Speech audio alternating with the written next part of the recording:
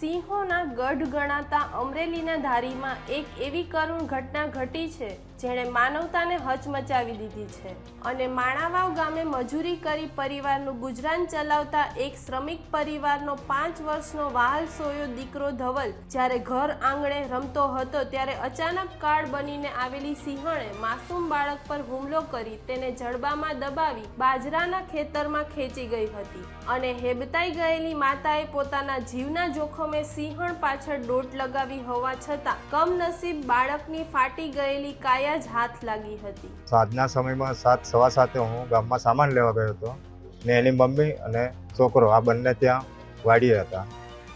એટલે તૈયારીમાં જ ક્યાંકથી આવી સિંહણ એટલે સીધી ઉપાડીને ભાગી ગઈ। પછી મને જાણ કરી પણ મને આવતા જરાક મોડું થઈ ગયું ગામમાંથી। પછી આજુબાજુ વાડીવાળા થઈ દોડી આવ્યા ને ગામમાં જાણ થતાં ગામવાળા લોકો આવ્યા અને જે હું રહું છું એ શેઠ પણ આવી ગયા ત્યાં।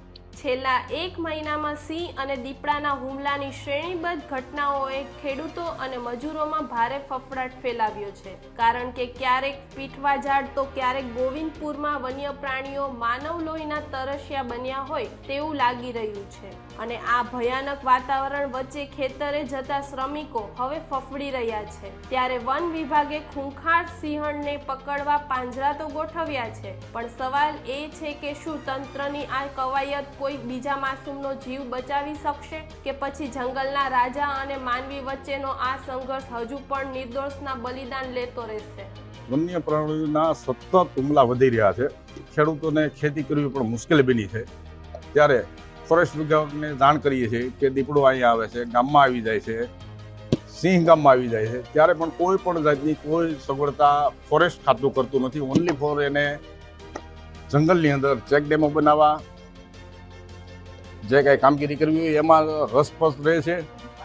અગાઉ જે ગોપાલગામમાં બનાવ બન્યો હતો તો ગોપાલગામમાં પણ સિંહણે જ મારણ કર્યું હતું એક વ્યક્તિનું।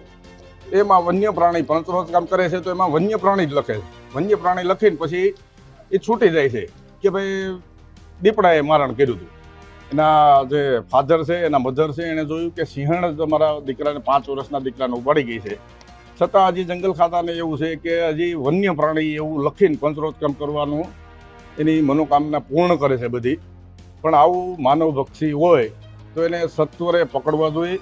માતાની મમતા હારી ગઈ અને વનરાજનો પંજો જીતી ગયો। હવે આ સુમસામ ખેતરોમાં માત્ર માસૂમની યાદો અને આક્રંદ બાકી છે। જોતા રહો ગુજરાત વંદન। ધન્યવાદ।